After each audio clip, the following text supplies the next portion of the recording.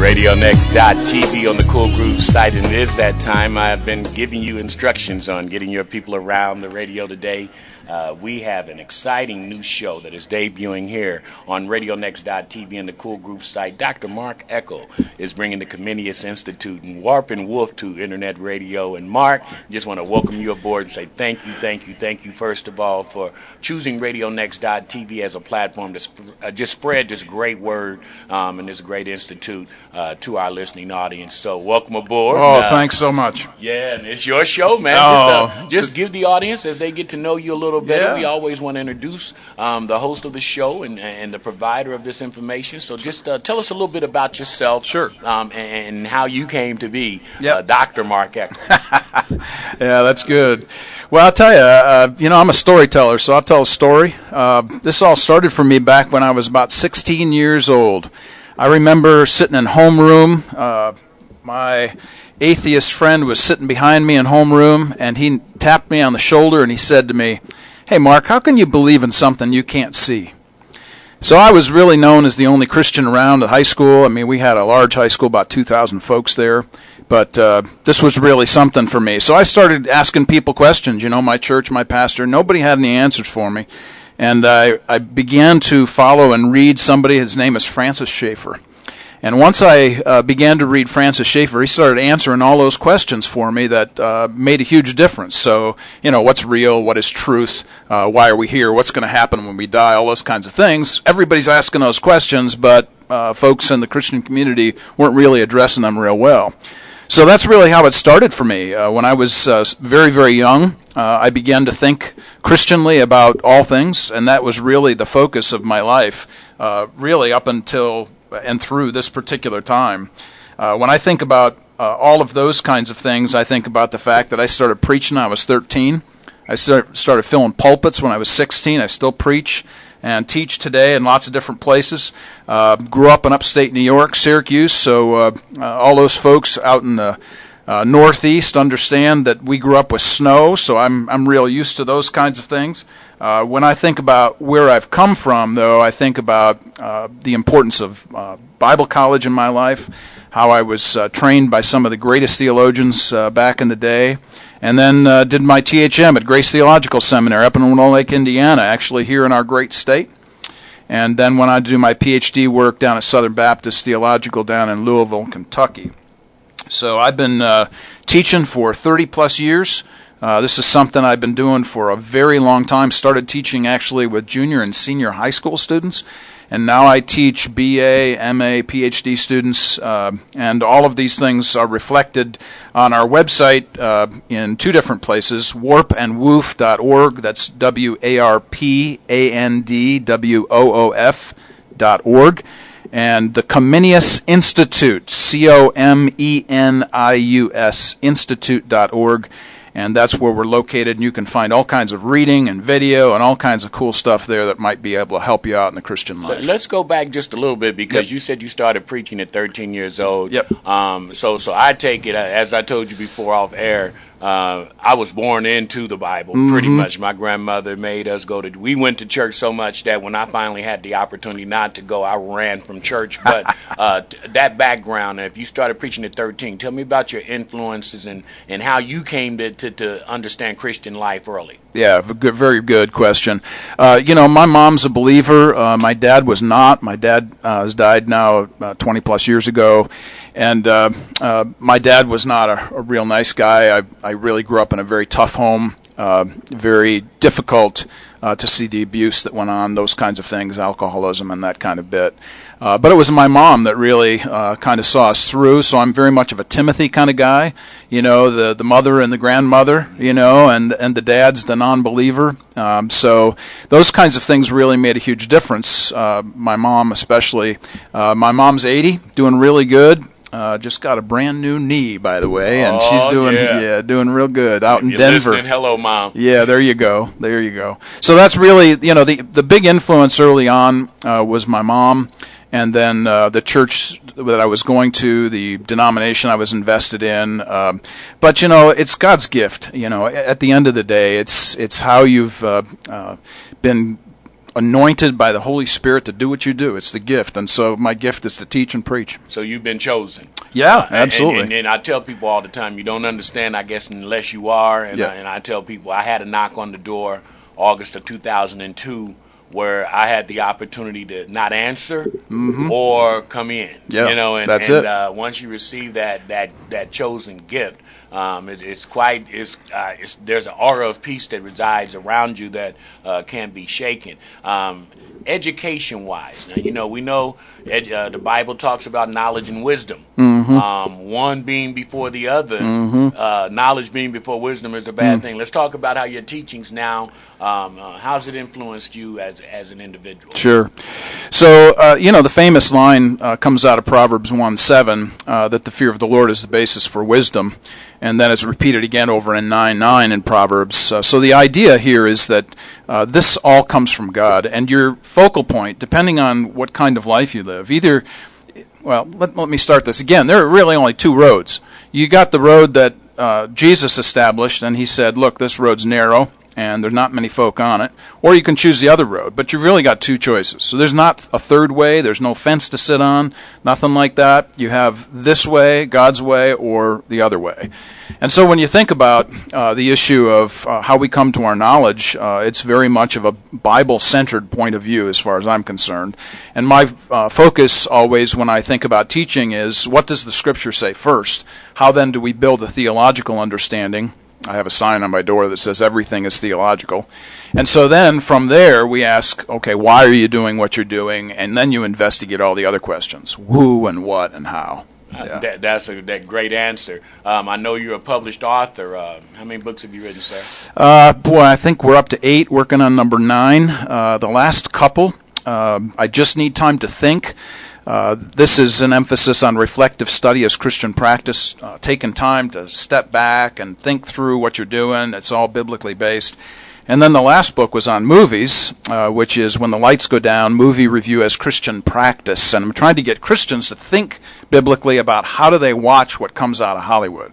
Yeah, that's kind of deep. As you know, and I will let your audience know, I have a nonprofit organization that, and we teach through modern technology, and we have a curriculum called Film Play. Nice. And we actually introduce and it's specifically designed for young women, 13 to 15 years old, going through those changes. And it's specifically designed to get them to think about what they are taking into their, when you're watching this, what is it doing to you? How does it affect your day? How does it affect your mood? And a lot of times as Christians, we don't understand that what we digest in our mind is how we parlay. That's right. That's right. It comes, and that stuff that's going to influence us from the culture, that's the other way. So that's not the Jesus way, that's the other way. If we're thinking properly and we're investing and ingesting the Scriptures, then the Scriptures are going to tell us how to live this life. It'll manifest itself. Absolutely, and it's going to come from the inside out, not from the outside in. Well, so I started reading the book, and it's very interesting. I mean, it's so parallel to the curriculum and the premise of the curriculum. Good. And I said, now this is incredible. Good. I'm on to something if Dr. Mark is writing it. It might be on to something. When did you discover your passion for writing? Boy, way back when I started preaching, I used to write out my sermons word for word. So I'd say that's pretty much where that all started. But now, when people ask me, well, how do you do this stuff? Frankly, it's my way of thinking. My way of thinking is to write. So if somebody says, what do you think? I'm probably going to have a pause in there, about a 30-second playback, Yeah. And I'm glad that you mentioned that, because as people discover their design, you are parallel to something. As I told you, I wrote my book, and it's Worspirations, this love song called Life. My life is like music. Yes. Everything I do has a beat going on in my head, and I can't explain it, but I hear music all the time. Every time I'm doing anything, it's like music that surrounds me. So have all of your books been written pretty much in a theological format? Or do they vary in content? Honestly, it's all been theological. So the first books that I wrote were actually curricula for high school students. Let God Be God and Timeless Truth, which is an apologetic for the authenticity, historicity, and reliability of Scripture. But all of what I've been doing really is based on a biblical view of life and things, and frankly, for the church and for the Christian community. So that's really what I've been given to do. As much as I really do though, and I have to say this too, and this is going to be part of what we'll be talking about on this program, we really need to investigate the world around us, and we really need to listen to people. And so while I am writing for Christians, I am writing with all kinds of other input in my books. So am I scared of, Hollywood or what they put out? No, man, that's not a big deal. Because if you approach it from a biblical point of view, a Christian point of view, then you can interpret it properly. You know how to dissect it and leave it where it needs to lay. That's right. And not let it, cross over into how you live. That's right. And understand this is entertainment. That's right. And that's important because a lot of things that, as you mentioned, we're going to discuss today leads us to why the Comenius Institute was established for those young people, because there has been a lack of spiritual teaching, spiritual upbringing in our society. That's right. And that's all genders, all races, all creed, where we're not practicing Bible. We're not, making kids go to church. So we're going to take a break here in just a minute, but before we do, talk about that. Just talk about the aspect of the loss of the fabric of the spiritual fear of God, so to speak. Oh, I am so pleased you used the word fabric, because that's what Warp and Woof is all about. You are the man. This is Warp and Woof is the vertical and the horizontal threads that make fabric, that make our clothing. And so from a Christian point of view, we view these kinds of things from a Colossians 1:17 issue, where by him, by Jesus, are all things held together. So when I think about how my responsibility is for the church and for high school students going to college, we cannot leave our high school students alone when they go into college, because they're hearing all kinds of new things, different things than they've heard in the church. And so our responsibility in the Comenius Institute is to strategically give them the tools whereby they think properly as Christians. There's somebody relationally there with them who cares for them. And so we're making that bridge, that transition between high school and college for Christian students. And I'm glad you are, because the predators that exist now, especially with social media, are preying on our young people. I mean, they know they're vulnerable, they know they're left alone, and there has to be some type of organization to give them a proper way to go. We're going to take a short break. We're talking to Dr. Mark Eckel with the Comenius Institute, Warp and Woof. Go check it out. I mean, this is going to be hot every Wednesday. I think that if you are definitely a church leader, a youth leader in an organization like a college or a high school, you need to definitely tune in and have your young people tune in. They can learn a lot, and information is knowledge, and knowledge turns into wisdom. You're listening to Warp and Woof on the radio. We'll be right back. RadioNext.tv on the Cool Groove site. And we are back. You're listening to the Comenius Institute live here on RadioNext.tv. Want to give a big shout out to Sam over in Defiance, Ohio. Thank you for listening in and enjoying this first debut show here with Mark Eckel, Dr. Mark Eckel, founder of the Comenius Institute. Mark, I think the first thing that we need to do is just describe to our listening audience, who is Comenius? What does the term Comenius mean? Yeah, this is a question I get a lot. Quite frankly, it's one of those questions that's really important, because you need to know where these folks are coming from. John Amos Comenius was a Moravian pastor. He lived at the end of the 17th, early 18th century, and still today considered even by public school folks to be the father of modern education. So his views of life and things included lots of different kinds of learning methodologies. He was all about hands-on learning. He was all about doing different kinds of things to engage individual students. And get this, man, he was about teaching women, because back in the day, women were not to be educated. So the idea that somehow we bore responsibility for taking this name forward and saying, how are we going to adapt and infiltrate education from a biblical point of view, from Comenius' point of view, how can we do that? And I thought the best way to do this is just name the organization based on him. That's awesome. That's awesome. And when we start talking about Comenius, education and intellect From a spiritual. Yeah, from a Christian point of view. We want to make sure that the university folks get an idea of, hey, how does this sound from a Christian point of view? We're not really interested in saying y'all are wrong. That's not something we ever do.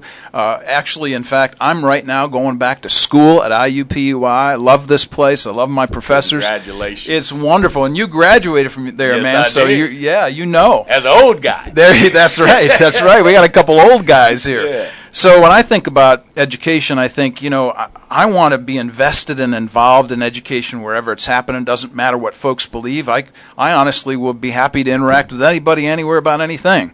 But I'm always going to come at it from a Christian point of view. What is the fear, do you think, in our elementary school systems in teaching Christianity the way they teach science? Well, what is that big fear? Yeah, I think folks have been given an assumption about life that science is truth.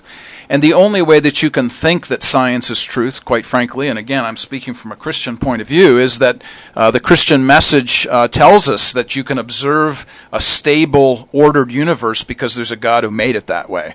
And so really, even science comes out of a Christian point of view. And that maybe in times to come, we can even unpack some of that stuff and the importance of scientific discovery. But if folks are separating science from God, if they're separating science from the origin, the source of where this comes from, that is the one true personal, eternal, triune creator of the universe, then that's going to be their assumption, their view of life and things, and so they're going to drive everything that direction without a God-centered management. And I think it leads right to what your institution is trying to the stopgap, hopefully, is the Comenius Institute, and teaching young people, but I say it all the time. If we lie to our kids about this little guy coming down the chimney giving gifts, and then at 8 years old we say that's a lie, what are we doing to our young people when we're not introducing them to the divine being and the Creator? Yes, absolutely. Until they're 18, 19 years old when they go away to college. That's right. I just find that in God we trust.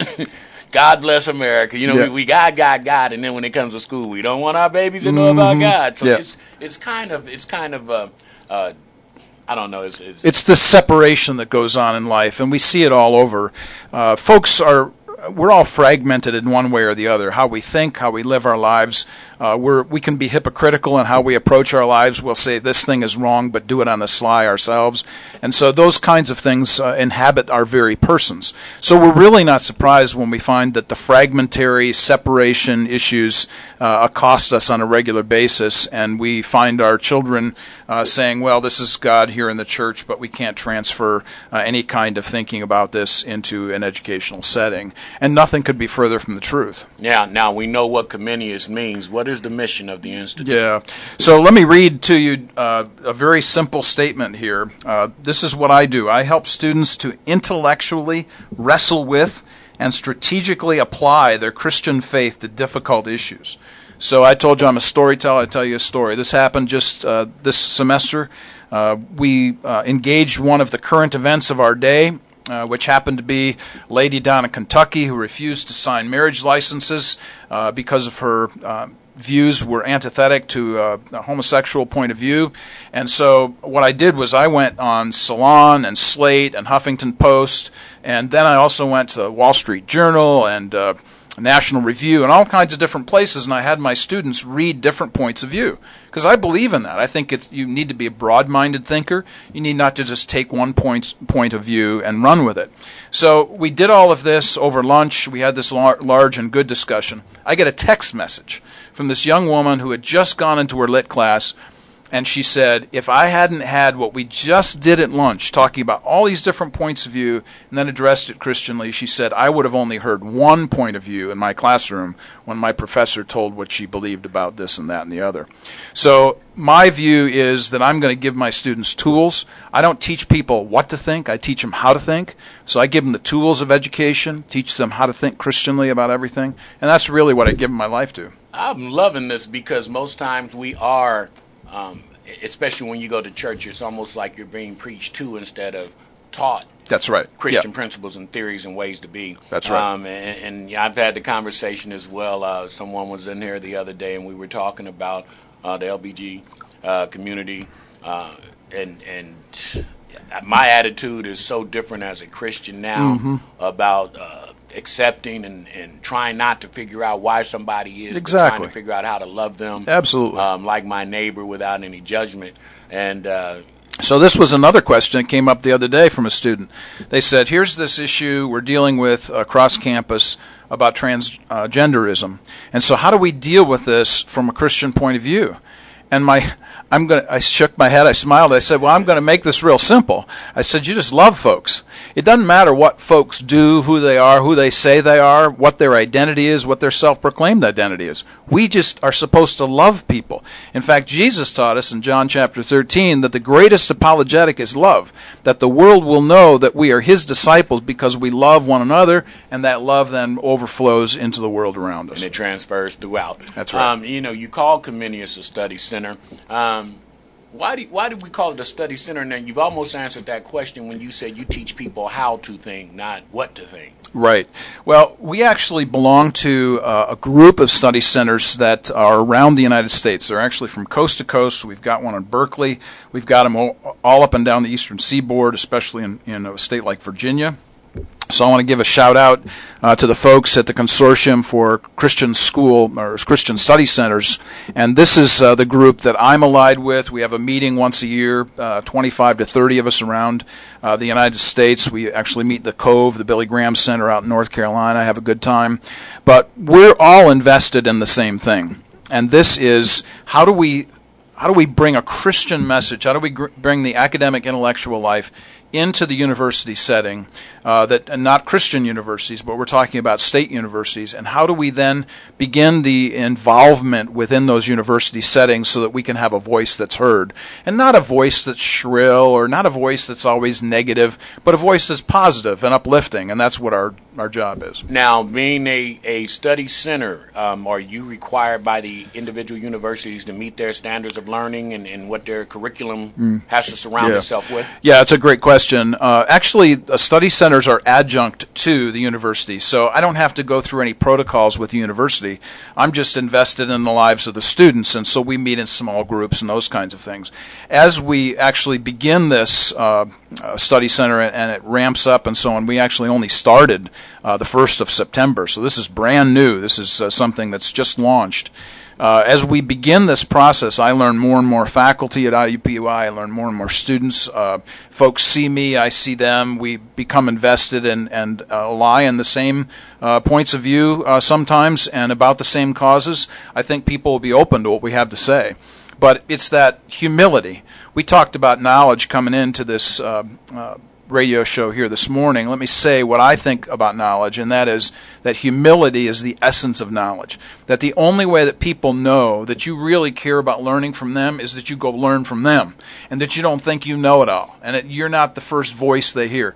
You're supposed to sit back and listen, you take it in, and then you have a dialogue. And I love that way of thinking and that way of educating people, because we have to meet people where they are in the education process, and too many times we're wanting to take this great idea and a plan into a neighborhood, so to speak. That's right. And we don't live in the neighborhood. We don't know what the fabric of that neighborhood is.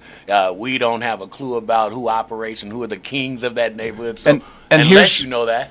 Yeah, exactly. You're going in with ammunition that has no clout. You're answering questions people aren't asking. Right. I mean, that's the problem that we have. But you talked about this issue of going into a community. Let me tell you why I do this. I do this because Jesus did this. Jesus, the incarnation, right? This is Jesus. Jesus comes and he leaves heaven and he comes to earth, and his point of view is, I want to go to where the people are. I'm not expecting people to change before I see them, get all dressed up and make sure they look good on a Sunday morning. That's not what this is about. This is about me meeting people where they're at. So I don't care who you are, what you believe. That doesn't matter to me. Teaching the principles of Jesus. That's it. Where they are. That's right. I love that. And that leads us right before we go to this next segment and take a break. Warp and Woof. I was intrigued when the name came, and I love it because people will be intrigued and go Google it. Yeah. But just tell the people what Warp and Woof is and why did you name your website that? Right. So again, this goes back to what I started with early in the show. my concern when I was 16 was to read somebody like Francis Schaeffer, who began to really introduce me to these concepts that were answering questions that everybody had around me. So I actually got this from one of the books that I read from him early on. Warp and Woof means the vertical horizontal threads that make fabric. And as I mentioned earlier, the Colossians 1:17, that by him, Jesus, he holds all things together. So when I thought about how am I going to name a website, my website's been going since about 2008. Been writing, there's about 500 essays at warpandwoof.org. I thought, what better way to acknowledge the person who probably made the most intellectual impact in my life, Francis Schaeffer, and then to acknowledge the coherence that Jesus holds all things together by the power of his name and his presence in the earth, and that Colossians 1:17 statement. So that's the reason why. And it's unbelievable. When we come back, we're going to discover now how you teach, what you teach, when you teach it, who can come in and study in your group. We're talking to Dr. Mark Eckel, the Comenius Institute, Warp and Woof on our radio here at RadioNext.tv and the Cool Groove site. Stick and stay. We'll be right back. We've got a short break, but we're going to dive more in. And Janelle Williams will be in, one of the board members of the Comenius Institute, and she is a firecracker in the community. You're listening to RadioNext.tv on the Cool Groove site. RadioNext.tv on the Cool Groove site, and we are here at the debut of the Comenius Institute, Warp and Woof on the radio, and we are loving it. And the fabulous, the beautiful Janelle Williams has just arrived in the studio, one of the board members of Comenius, and we're talking with Dr. Mark Eckel and learning so much about this great organization that is really trying to prepare our young people as they make the transition from leaving the home to being out on their own the first time. And all of us have stories that we could tell about that virgin voyage out into adulthood. Mark, this is so important as we come up, as we enter this segment here. I know that the tagline reads, where wisdom and life connect, and that is so important for our young people. Explain that premise and how that's going to make a difference. Sure, yeah, absolutely. So again, when I talk with folks, my interest is not to bring chapter and verse always, but to bring biblical principles that everybody can hear, so that later on I can explain where they're coming from, where this scriptural basis is, especially if I'm talking to non-Christians. But honestly, this tagline, I decided, is really going to give us the nice segment for our upcoming shows. So let me just kind of talk through that real quick. The idea of wisdom comes straight out of Proverbs, for instance. And I posted on my Facebook page this morning that Proverbs literally means, from the old language of Akkadian and Hebrew, literally means to look at yourself in the mirror. And so when we're reading the book of Proverbs, you're literally looking at yourself in the mirror. So we're going to spend a segment in the upcoming radio shows in dealing with what does Proverbs say about life. And then the next thing we want to make sure that we do is deal with life. So how does wisdom and life connect? We want to make things relevant. We want them now. We're going to talk about current events. We're going to talk about a theology of culture emphasis. So for instance, this last week on Warp and Woof, I wrote a piece called Burning, which was my reflection on two very important movies for me, which is Mississippi Burning and then A Time to Kill. Both of those emphasizing Black History Month, the idea that our past continues into our present. We need to identify these kinds of ideas and promote reconciliation out of Ephesians chapter 2. And then the connect word is the word that I want to make sure that I always bring in new examples of how Christians are operating in the community, not just here in Indianapolis, but in the country, in the United States, and around the world, doing good things. So based off the statements in Titus chapter 3, 1, 8, and 14, which say, do good, do good, do good. So we're really going to focus on those three aspects of wisdom, life, and then how are we going to connect this? And it's interesting that you mentioned that, because principle is a huge word in the Christian walk. Because too many times we get passion and Christian confused. And I always like to say principle is like the tree that's planted and its roots are solid into the ground, and that's passion right. is like the weather. It changes. But that if you have good principles, you will stay standing proper. And that's really good. It's time to introduce our guest in here right now before we move on. Janelle Williams is in the house, and welcome in. And we just must say, both of us from our hearts say thank you, because you were the Warp and Woof in this fabric being tied together just by being a guest on my show, and I am honored that we were able to put this together. So welcome in, and how are you? I'm doing well. How are you? I am absolutely wonderful. Great. And please introduce yourself to the listening audience so they'll know just a little bit more about Janelle and the flavor that you're going to bring to the Comenius Institute show. Sure. Again, my name is Janelle Williams, and I am active in the community. That I am. I am just blessed to be here today. I am privileged to be here. It's an honor to be here with you, HB, and of course with you, Mark, Dr. Eckel. I've just always seen a need for education in our community, especially in our African American churches. And so kind of how I got to where I am in this particular seat is, of course, Dr. Eckel was one of my undergrad professors at Crossroads Bible College, and we just from there, we began to work together, and then we became friends, and we shared football stories and all that good stuff.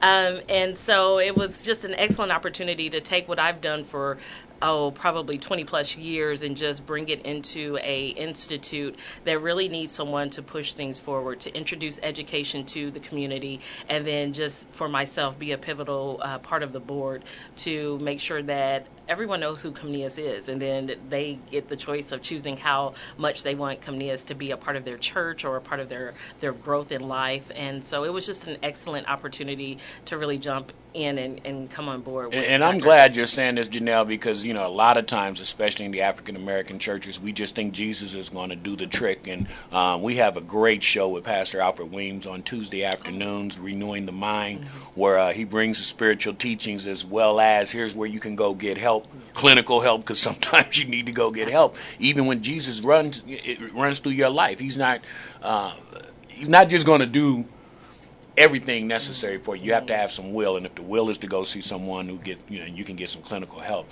then that's what we need to do. But I'm glad you're bringing education into the church so we can be up to date and on par with what's needed for our community. Why should people listen, Mark? Oh, my.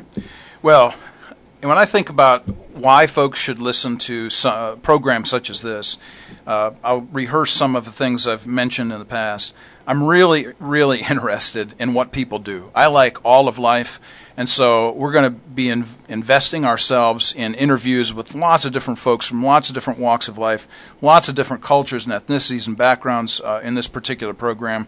So we're going to introduce nonprofits to the Indianapolis community. The other thing that we're going to emphasize is the relevance of the Christian message. So we're going to constantly be talking about, let's say, the latest article out of New York Times or Washington Post or the latest story from NPR, and we're going to talk about those things from a Christian point of view and highlight why they're so important and why Christians need to be invested.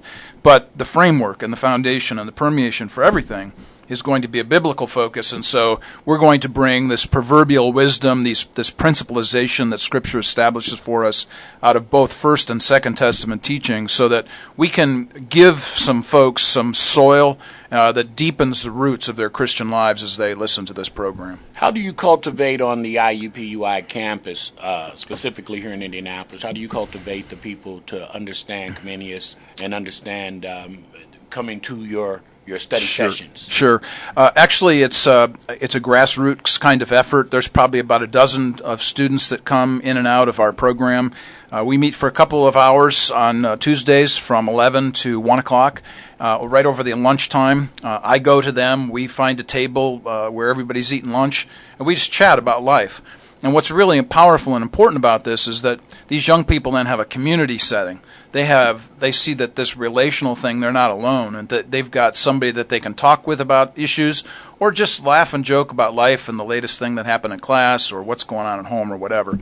So when I think about the cultivation process, I'm thinking about how can I reach out to, let's say, youth pastors, to pastors who are going to be sending their young people to IUPUI so that we can meet these folks and help them and maybe even create some kind of regular, consistent interaction with them that might be helpful to them. We do this in lots of different ways. We can do it through the nonprofit sector. We can do it through just word of mouth. Homeschoolers, this is a big thing. IUPUI is very receptive to homeschoolers. So there's an awful lot of homeschool young people that come there, and parents are just thrilled that their students have a place where they can be knitted together again within a Christian community on a campus like IUPUI that gives them some solidity, some foundation to their lives, and somebody like myself that they can talk with about life and things. You know, I'm envisioning at lunch break having 7 or 8 Mark Eckel sitting down with 80 or 90 students who are interested in finding out more about how to get their, faith and their Christ-like walk together. This is incredible. How many? You said it's over 25 study centers around study centers across the country. Yep. Now, different areas probably need different techniques. Exactly. Would you say? Boy, you know what? You are such a great questioner. You really hit this stuff good, man. Every single community is different. So so here's just a plug of a course I'm about to teach. I'm going to teach a course called Theological Interpretation of Media. And one of the key things that I'm going to talk to my students about, and the class just started this week, is this concept that culture and context are huge in our learning processes. So what I do in Kansas, I'm not going to do in New York City. And what I do in New York City, I'm not going to do in Gainesville, Florida. And what I do in Gainesville, I'm not going to do in Berkeley. And I'm just mentioning a few of the places that the study centers actually exist. So what I do is I'm thinking to myself, hey, I live in Indianapolis. So I've been a Colts fan since I was 8 years old. Johnny Unitas, the man, as far as I'm concerned. So I've been with this thing for a long time. So go ahead, I'm going to bring that stuff and say to the Indianapolis community, hey, I love our team. But beyond that, we're going to talk about how does the Midwestern values, how do they influence education, and how do we think about those things differently than they might do up in Michigan or down in Florida or down in Texas? Some of the most compelling responses or stories from some of the students. We're going to take a break here in just a minute, but before we go, please tell me some of the most compelling stories from some of the students, especially those who never knew Christ, and now the door is open and they see the light, so to speak. Yeah. Well, let me read a couple to you, because I actually brought a couple stories with me. So I mentioned one earlier, but here's another one. Over lunch, one of the students in the Comenius discussion said, hey, I heard this in class today, humans are basically good. My prof said in a lecture, when I asked what the instructor based her position on, the response included experience, research, and her degrees. And we discussed that the professor's concept and comment was an assumption, a matter literally of doctrine, that she was coming to this from a personal faith commitment. So one of the things that we talk about all the time is that everybody comes with assumptions. Everybody has their own faith and their own commitment to something or someone. Like Bob Dylan said, man, you got to serve somebody. So that's the idea, that everybody's serving somebody, and you need to identify what those services are and who we're serving. Here's another quick story. This is from another young woman. Comenius has been a great help during my transition from high school to college. Having a place to discuss absolutely anything with friends and a professor who cares not just about my mind but about my soul has been a huge blessing. She continues, it's helped me to see the intersection of the ideas I'm discussing in class and my faith, and has allowed me to wrestle with points of conflict in a group setting. God is not absent on my campus. Wow. There you go. That is phenomenal. And that is a great place to take a break. We're going to play a couple of songs when we come back. That's where we're going to go next, because that's Next Generation Speak. Janelle Williams is going to talk about next generation of the church. You listen to Comenius Institute on the RadioNext.tv platform. Please tell somebody to tell somebody. This is good stuff, people. RadioNext.tv on the Cool Group site. We are having a ball in here on the debut of the Comenius Institute Warp and Woof Radio Show. And we're going to, we were trying to come up with a name. Mark and I were sitting trying to be creative, and I said, what's more genius than Warp and Woof?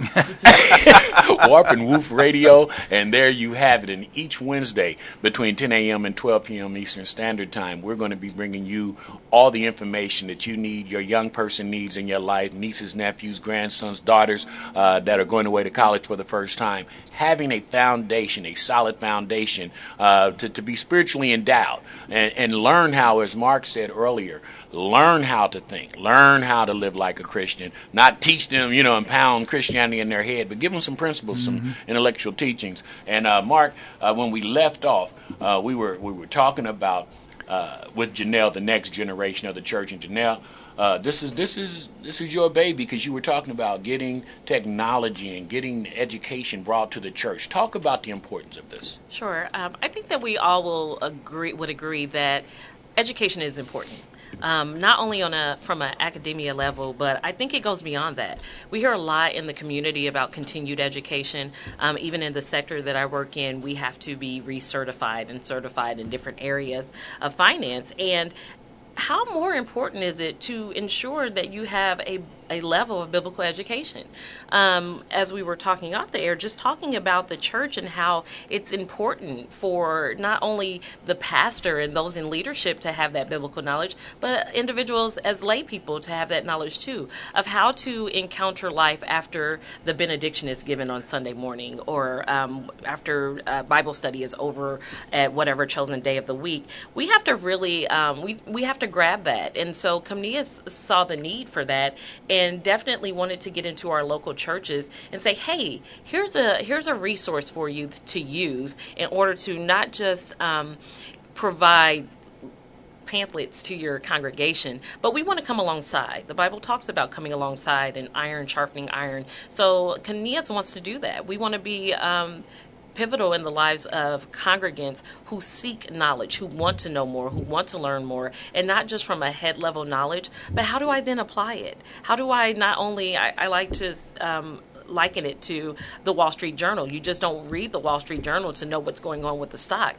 You read it to learn what to do next with your stock. You don't just let it plummet if the stock market is down. It's the same way we have to approach our life in Christianity from a spiritual perspective as well. And as Christians, we know if we read our Bible thoroughly, we know that there are milk Christians, and there are some Christians who can eat some real solid food, and we know, with you being in education, teaching moments. We have to take teaching moments pretty much every time and every way we can, especially with those people seeking knowledge. Mark, you're a professor. Talk about teaching moments just anywhere, everywhere you can, sir. Why are you laughing? I got a big smile on my face, man, because I am sitting next to the woman who is going to tell you about every moment a teaching moment. You go ahead, tell me. As I stated, my first encounter with Dr. Eckel was he was one of my undergrad professors, and there's so many stories that are flowing through my head. But one specific time was we were in the hallway, and I think it was the morning greeting, and Dr. Eckel just had like a wealth of knowledge just on his head that he had to dispense out. And so I don't know, I may have asked what color the sun was, and I mean he just went into all the hues of what color the sun was. I don't remember the exact example, but I just looked at him with a gleam in my eye, and I said, you know, Dr. Eckel, every moment is a teaching moment with you. And from that point on, every moment became a teaching moment, whether we were in class together or we were working together, or every moment was a teaching moment. Well, I was married to an educator, and we started our nonprofit. That is exactly what she told me, and I found myself, I was just walking. I mean, my students couldn't stand me because anything that happened, if they dropped their pencil, it was a teaching moment. You know? That's right. That's exactly right. But honestly, I think if we approach that's the love and the passion of a teacher. If we approach it that way, then we can really instill some values in our young people because they're seeking knowledge and they just don't know. That's the reason the Comenius Institute is so great, because we have a lot of kids, and we've talked about this, Mark. The fabric of church spirituality in our country is just lost. Yeah. People are not raising their kids on that foundation, on that fear factor of God. Now, I was scared. I'm going to tell you about it. Yeah. I was so afraid of God and what the devil would do if, hell and all. I was afraid at 5 and 6 years old because that was put in my brain that right gets you good results, bad gets you into hell. And if we taught that early on, I think our children, they could expand as they grow, of course. I've transferred now to understand I have a relationship with my father. Yeah. But that's growth. That's the meat I'm talking about. Yeah. But if we feed the milk of here's right, here's wrong, here's God, and we start teaching principles early, it won't be that difficult. Janelle, I know your passion. The Comenius Institute, you're a board member now. Your role, I know that you're one of those active board members that the rest of the people have to keep up with. I'm taking it. Well, I just sit here in amazement because when you let go and let God just move, that's what happens. I had no idea that we would be at this point, but I did know for sure that when I accepted the role as a board member, that meant that I had to give more of myself, and that meant that I would have to go the distance, and even now, taking off a couple hours from work just to. You have to sacrifice in order to get to what you're passionate about, in order for that to come to fruition. It really does bother me that young adults are not educated, especially from a spiritual perspective. Unfortunately, the churches do have college ministries that are available, but nothing that really engages that young adult to then, or that child to move from the youth group to college group to then adulthood. And I think that when you bring Comenius alongside to be sort of a parachurch organization to help that growth, then that's what happens. And so again, just thinking about what Comenius stands for, where we come from in education, and wanting that to continue on, I just felt that it would be pivotively important for me to be a part of the board to make sure that it continued on. Now in this grassroots effort that we have, how are we going to reach our local churches? How are we going to get out there to make sure that these churches are on board with the principles and the teachings? Well, one of the things that I think both Janelle and I and all our board would agree with is that it's venues such as this that get the word out into churches with pastors, youth pastors, and so on. It lets them know, hey, we have this organization that's really going to be of help to you as your students literally leave your church and go into a college setting, so that they're not left adrift. One of the things we know for certain about the life that we lead in this particular culture in the 21st century is that students in droves are leaving the church because they have no apologetic center and foundation from which to live their lives, and they're not taught how to think Christianly. So Comenius exists for that very reason, to give them stability, give them order in their lives, to give them somewhere to walk, a path down to walk while they're at college. All of these things are huge and important. And then, of course, we do this by intersecting with the church and with church folks. And with that point, I'm just excited because we actually have created a program that we would like to present to churches who are interested to say, hey, a lot of times it's a matter of, okay, here's the Bible. I open it up. Where do I start? We have an excellent program that starts from the beginning, the Old Testament, and then as a thread migrates into the New Testament. And then there's some teaching moments in there. How do I then bring this to life? How do I apply this in my life? So Dr. Eckel has a very excellent way of incorporating biblical knowledge with how do I walk this out, interdisciplinary studies, if you will. So we're excited about this program. We want to present it to as many pastors as we possibly can, to youth groups, to college groups, and things of that nature, so that again, this knowledge, Hosea 4:6 talks about individuals perishing because of the lack of knowledge. Well, here's the knowledge. Grab onto it, grab hold on it, and live it. That's I'm loving this program because I'm sitting here and my little vision mind is just running wild because I'm thinking. And I would pose this question to Mark earlier about elementary and high schools not allowing Christianity into the classroom. And then we wait until they go out on their own and then want to be able to say, okay, here's this life that can lead you to peace and prosperity. But we don't do it. Is there any way that we can get Comenius in some of the youth centers, in some of the groups, so we can start preparing them before they go to college? Sure.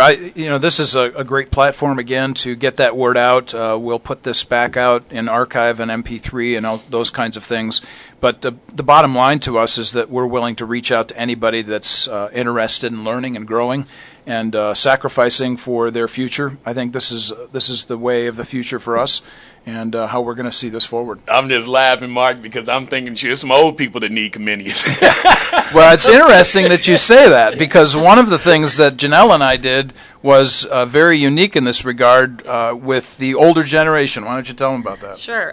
We being Ebenezer Baptist Church, we invited Dr. Eckel to come in with teaching moments. And we we had a alarming amount of older individuals who loved his teaching. Now, some of my own teaching practices come from Dr. Eckel, where I give quizzes and things of that nature. Oh, they didn't like that very much, but Dr. Eckel came in and it was great. Yes. So he has a very creative way of teaching, and so he did incorporate the adult learner and on a level that was very simplex, and so they're also able to join in with Comenius. We're not there's no age appropriateness to Comenius.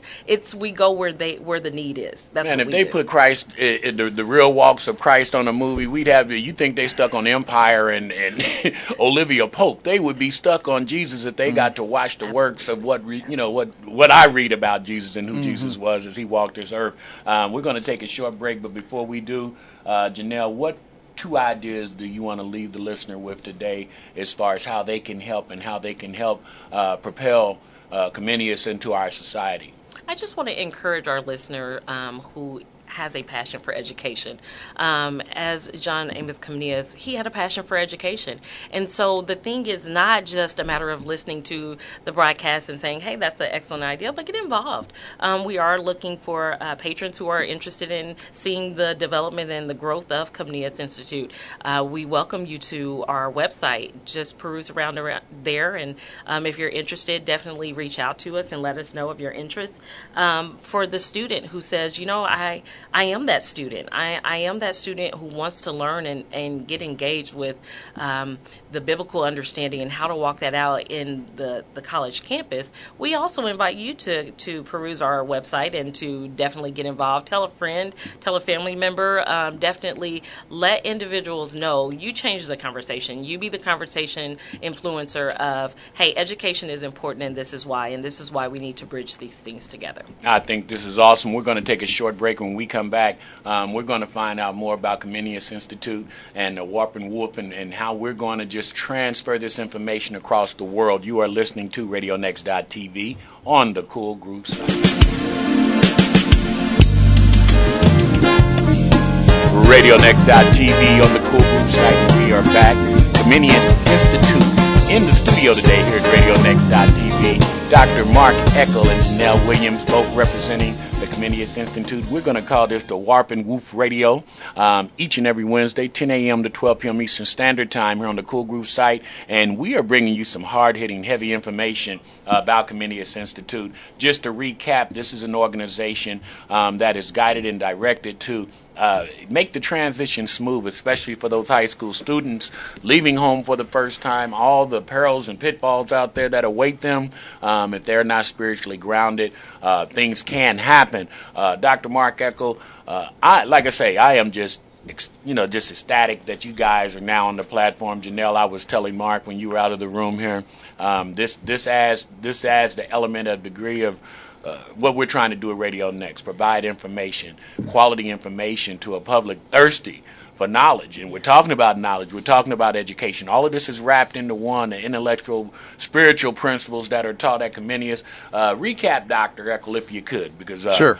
Some of the people now are just catching on with what we're doing today, and we want to definitely let them know they can come here each and every Wednesday. Yeah, absolutely. So how wisdom and life connect, we want to make sure to do that every single week. We'll talk about principles from Proverbs and throughout God's Word. We'll talk about the relevant news of the day and how we think Christianly about it. And then the connection will be with other folks, other nonprofits, other Christian ministries and agencies throughout the city as well as around the country and throughout the world that are doing the good work of doing good for their communities. And we're emphasizing this because we believe in education. We believe in what Deuteronomy says, that when you rise up and then while you're walking during the day and when you lie down at night, that the educational process never stops, and that the consistency of how we think about life from a Christian point of view is something that we do all the time, every moment of the day. How do we make this non-spooky, if that's a good word, to young people? I know it's Janelle, I could have used a better word, but I wanted to put it out there like that because the truth of the matter is we make a relationship with Christ or anything that we can't see spooky. Yeah. Unfortunately, we make this way too hard. So, for instance, it's interesting that you use the word spooky. So I'll just say this and let Janelle respond in her way. I was asked by my church to do a talk for young people on Valentine's Day. So I'm actually going to do a talk on horror films. Because, in fact, the title of the talk is Seeing Red on Valentine's Day. Because you know what? I know that these young people are interested in horror. They're interested in what captures the culture in which they live. And so I'm kind of coming in at a 45-degree angle saying, okay, yeah, I'll take you where you're at. Doesn't matter to me. But let me show you how a Christian view of horror really works and how we should think differently about those kinds of concepts. And so that's what I'm always doing. I'm always coming in at a 45-degree angle, helping people to think differently about life. Because every moment's a teaching moment. That's it. Janelle? I think that spooky is an appropriate word. As a young person growing up in the church, there were a couple of places that were just scary to approach, which were the book of Revelation and the Old Testament. Those are just scary to us as young people because we just didn't understand how to properly engage and embrace that type of reading. And if you haven't read the Old Testament, then a whole bunch of killing going on. Please do. That will spook a whole bunch of wars going on. I think it's about, again, coming alongside. It's not a matter of, okay, here's a book, go read it, give me a book report later. It's about, hey, did you understand what that word meant? Let me help you understand that. So it's, again, not just independent learning. It's a coming alongside, truly coming alongside to help you not only to make sure you interpret what you're reading properly, but that you interpret it enough for application that you live it out properly as well. Because there are a whole bunch of ites in the Old Testament doing a whole bunch of things, but those ites were busy. And Mark, we'd be remiss if we did not mention When the Lights Go Down, movie review as Christian Practice, the new book that you have out right now. Yep. And this book is actually leaning towards what? Well, it's actually to instruct Christians on how to deal with issues that they see in Hollywood. So we have lots of different chapters. For instance, the very first chapter is on story, the power and the importance of story. Then we have chapters on all the different genres of film. I mentioned horror, for instance. Drama, there's actually a section on love stories. And then there's even a section on why do we watch movies, the same movie over and over and over again, like a Shawshank Redemption, for instance, which is the number one on everybody's list, and I can watch that once a week and never get tired of it. So the book is designed for Christians to think Christianly about how to do the movie thing because we really are not being taught that necessarily in the pulpits. Because not watching the movie isn't wrong. Yeah. Doing what the movie did might be wrong. There you go. So, how do you keep this real and how do you keep fiction in its place? So that's right. Yeah, and that goes back to what we're doing at Comenius as well, giving young people information so they can go out now and make some wise decisions. As I told you, I started reading the book and got through the foreword and you're an interesting guy, man. Just letting you know right out front. And back to spooky, Janelle, when I say this, the only reason I say this is I watch our society and our culture. They'll take Santa Claus. They'll take the Easter Bunny. They'll take Halloween and all these different characters. We surround ourselves with holidays that have this added attraction, so to speak, this character. And I'm like, why can't we, just as human beings, take Jesus and make Jesus so relevant and real in the storytelling process, but we'll discount Jesus's works and walks and what we read in the Bible, but then we'll be sold on Santa Claus. I'm amazed.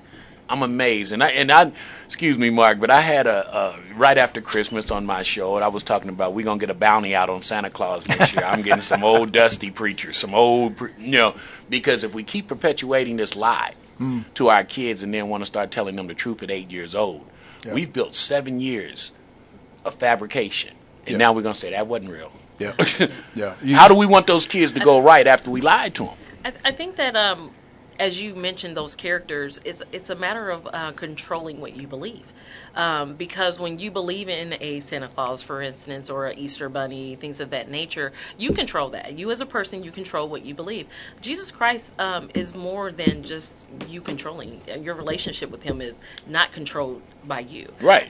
You have to look at the dynamic of who Christ is, not just as a man, not just as a good prophet, but who he is to you. I love to hear individuals say that Jesus Christ is my Lord and Savior. That means that you have a relationship with Christ. A lot of people will acknowledge that there is a Christ, but not acknowledge that they have a relationship. I like the saying by Charles Swindoll that says you have to be intimate with the Almighty, because that shows that you have a relationship with Jesus Christ. A lot of people shy away from accepting who Christ is, accepting God, or mentioning just any other type of name because of the fact that they don't have control over that relationship. Yeah, a lot of people don't want to give themselves up, submit. And I remember when I first got saved, there was a guy in the men's group. You know, they had a group just for men.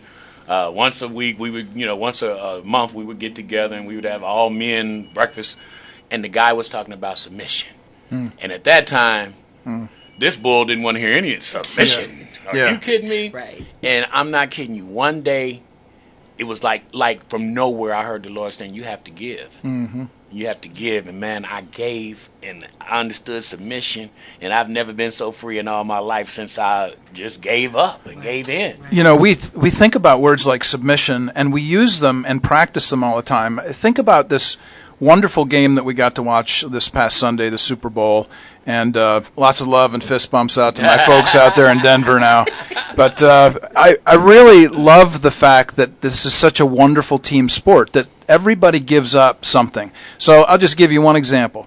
The offensive line, you normally do not get any pictures of the offensive line until they make a penalty. What an unfortunate thing that is. When you think about the offensive line, that quarterback, that running back, those receivers aren't doing anything without those guys. But they're giving themselves up in the trenches so that something else can work and they can score points. We do this all the time in sports, let's say, for instance. We talk about that and don't seem to have any problems with it. But as soon as we start talking about our own personal lives, oh man. Goodness. Yeah. And I tell people all the time, if you really want to see how we should be as a society, almost the same thing you just said verbatim, go to an arena and watch people root for the same team. Every color, every size, every shape, every genre is in there rooting for one cause. That's the only place. It doesn't even happen in church. It's the only place you go, and everybody's going towards one momentum, one motion. And that's what they say about momentum. You can't see it, but it happens. And that's faith. That's right. You can't see it, but it happens, man. We're having a great time in here, and I am just excited about this platform. We're going to take one more break, and then we're going to come back, close this show out, tell you what you're going to be witnessing the next 52 weeks up in here on the Comenius Institute, Warp and Woof on the radio. We'll be right back. You stick and stay. Tell somebody, because this is getting good up in here. RadioNext.tv on the Cool Groove site. Comenius Institute, man, the debut show. We are in our last segment. It has flown by. I guess they say time flies when you're having fun. This information is much needed, and we are delighted at RadioNext.tv to have Dr. Mark Eckel, Janelle Williams with the Comenius Institute in the house, and Warp and Woof Radio. I just hashtagged it out there in the picture. You guys didn't even know I had you out there in your deep discussion. I caught you off guard, man. That's good. Yeah, we got you in my selfie. So you guys are in deep discussion. But it was all about what we're going to do in this community to serve our community and bring awareness and information on a consistent basis. And that's exactly how we're trying to build Radio Next, providing quality topic-specific information each and every day. But this day has been special. We're going to lead our young people, and this is, we always ask about solutions. We're going to start there, Mark, solutions. This is one, but what do we need to do really to build a fabric of spirituality in our young people today? I would argue and emphasize that this needs to start in the churches. So we need to, I'm going to use an old word here, but it really needs to be refreshed. We really need to catechize our young people, put catechisms in front of them when they're young. So preteens are learning some of the basic foundational ideas of what Scripture teaches. And then that's something that is constantly being rehearsed in their churches by their pastors, with their parents, and so on, other young people with them and around them. when they get into the junior high, senior high school times, I think this is when we desperately need to engage the culture around them and help them to understand, hey, these are the tools that you've got to use to think properly about these things, that you don't separate or dichotomize what it is that you're doing in the world versus what you're doing in the church. So then the third thing I would say, and this really goes to the pastors and the youth pastors, is the opportunity to get out this kind of information to the churches. And actually, Janelle, sitting here next to me, has put together a program for her church and other interested churches that might propel people, not just young people, but older people as well, to learn more about the Bible and to think Christianly about all things. And I think, you're saying something so important about what the young people need to do, but us as older people need to walk and act like Christians as well. That's right. So if we're preaching it, we can teach it. That's right. But if we're saying something and doing something totally different, then it makes no sense to a young person. Janelle, same question. What do we need to do? Again, it is about not just embracing the young audience, but also the older audience, because once they leave an institute such as Comenius or move from K through 12 or college, there does need to be that follow-up by the parents, by the grandparents, those older. So we want to make sure that they're equipped with the proper biblical knowledge to then engage that audience as well. So again, as Dr. Eckel had mentioned, at Ebenezer, we kind of piloted the program at Ebenezer Baptist Church, where our pastor has allowed for us to come in, and my pastor has allowed for us to come in and allowed Comenius, Dr. Eckel, to teach on a level that's understandable to both the young and the older audience. And so, again, it's just about breaking down phases of the Bible, breaking the Bible down into phases to where it's easy to understand, where you can ask those questions, coming alongside the pastor to ensure that the proper resources are available. So it takes a community. It really does. It takes a community. And I want to applaud your pastor for allowing someone to come in and because, as I mentioned before, we do a lot of teaching, but then we do a whole bunch of things that and having pastors allow other people to come in and teach in their church is a start, because we have to get away from the walls of a church and understand the church is the people that we're trying to reach. And too many times the church to the pastor is that building that they're having people come and pay tithes to. Sure. So that's interesting that you mentioned it too. What about the economics in this? How does that play a role in us being able to provide information and teach the proper information? Because we hit on it earlier about information age technology not being available to a lot of the churches, and now the way we gather our information is all that. So how do we get that gap closed, Janelle? Well, I would have to say first it starts with programming such as this to make sure that our listeners understand exactly what we're putting on the table, and then again, coming alongside, I keep saying this, it's almost preaching this, in that we're flexible in that we want to meet you where you're at. And so then bring you up to another level through education to ensure that the efforts that we're doing are not just done in vain. So when it comes to committing to anything, it becomes an investment, if you will. And so when you think about investments, you have to give some in order to get some. And understand time is more important than anything in the investment. Absolutely. So when it comes to programming such as what Comenius is offering, there's going to be investment that's involved in it, but the rate of return, when you talk about the rate of return, is invaluable, because it not only is something that you can use today, but you can continue to use and also leave legacies for the individuals to come. When we talk about the generation next or the next generation, how awesome it would be to have a biblical understanding and how to apply that, and then be able to educate younger individuals of how to do that as well. We talk about lives mattering, and it starts with Christianity. Exactly. Mark, one question I failed to ask, and we've been talking about Comenius, is this a nonprofit organization? It is a nonprofit organization, so we depend on the grace and good donations of our patrons, and that's, as I suggested, we just started this last year, so we're still in the middle of our very first year, and looking for those that might want to support. And that's how could they reach you to support? Sure. So go to the website, comeniusinstitute.org, and find the donate button down toward the bottom of that scrolling page, and hit that, and you can use PayPal, you can use credit cards, whatever. But I'd be happy to meet with you too. I'll sit with lunch or coffee or whatever, and chat with you to give you some more explanation of what we're doing, if that's something that you would like to do. Well, we've already got people out here listening who are very prominent in their churches. One being Jim Boyd, who is down in Houston, Texas, right now, listening, and already is talking about wanting to meet with you guys because he does great work in community outreach for his church, smaller church, and that's what we're looking for. We're looking for intimacy where these people, number one, any child that's affiliated with the churches that we're going to and wanting to reach, they already have a relationship. They know their pastor. And then those children who don't, then we want to touch those as well.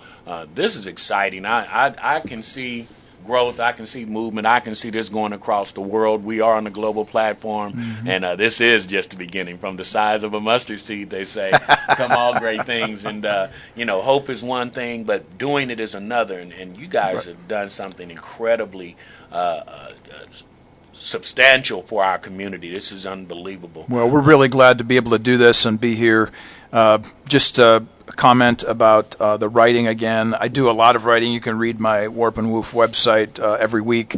But I wanted to mention that the next book that's coming out is on education. And the way that I write is very story-based. So everything will be promoted through my experiences and through the experiences of my students throughout the years. We might even throw a story in there about Janelle Williams. Who knows? That might even happen. Oh, wonderful. Yeah. Maybe. Yeah. Definitely. I see definitely on the wall here. As we get ready to close, Janelle, ladies first, I would love for you to inject some information for the people can go away with, and next week be right back here listening and sitting and waiting on Warp and Woof on the radio. Sure. Tune in next time. Every moment is a teaching moment, and you will not be disappointed by the educational values that Dr. Eckel brings to the table. Again, just go and peruse our website, definitely. If you're interested in joining a program right away, I am working with other churches to get the Certificate of Completion program up and running, starting again at Ebenezer Baptist Church, and we'll have that on our website here soon. Awesome, and I know there's some volunteers that are needed in an organization such as this. How can they reach you if you need? Because we want you to have an army of soldiers going around to some of these churches. You cannot do all this by yourself, so we need to start building you a volunteer base. How can they reach you? Amen. Sure. If you would be interested in volunteering, you can reach me at Williams.Janelle, that's WILLIAMS.JANEL@att.net. I love it. And see, Mark, I got you. You didn't even know I was going to put that. That's really good. Get that fundraising That's in good. and that volunteer effort in, man. That's good. the lifeblood of how we have to work. And That's in closing, sir, man, it's been a delight. First time out the box, unbelievable reception from our audience has been responding. Good. This is much necessary. Some closing words? I would just rehearse some of the things I've been saying all the way through. Every week, what you're going to hear is wisdom and life connecting. We'll talk about biblical principles. We'll talk about the relevant news of the day and things that are happening right now and thinking about it from a Christian point of view. And we're going to connect those things with the good things that people are doing in the community through interviews with nonprofits and churches and pastors and all of the emphasis that comes out of the book of Titus to do good, do good, do good. I love it, man. And please, before we leave the air, give some shout-outs to those people who are supporting you that you know are on there right now. It's that time. Let them have it. Well, we're really grateful for folks like Rick who have been supportive of me, just coming alongside. I think about Larry, who's not just given in terms of finances, but in terms of time and emphasis. I think about Endangered Species Chocolate and my friend Kurt, who is the president of that organization, who has been just a wonder in terms of a patron. And there are others who have given great amounts of money already and certainly support, and I'm grateful for you all. Well, one thing I found out, boy, when you put Jesus first, things happen that you could just never imagine, and I say trust in Him, and we want to thank all of you for listening today. I am honored to be helping to host this show, right in the vein of how I live, and this is going to be great. So you come in next week again, 10 a.m. to 12 p.m. Eastern Standard Time on the Cool Groove site here at RadioNext.tv, and with that, that, we say goodbye.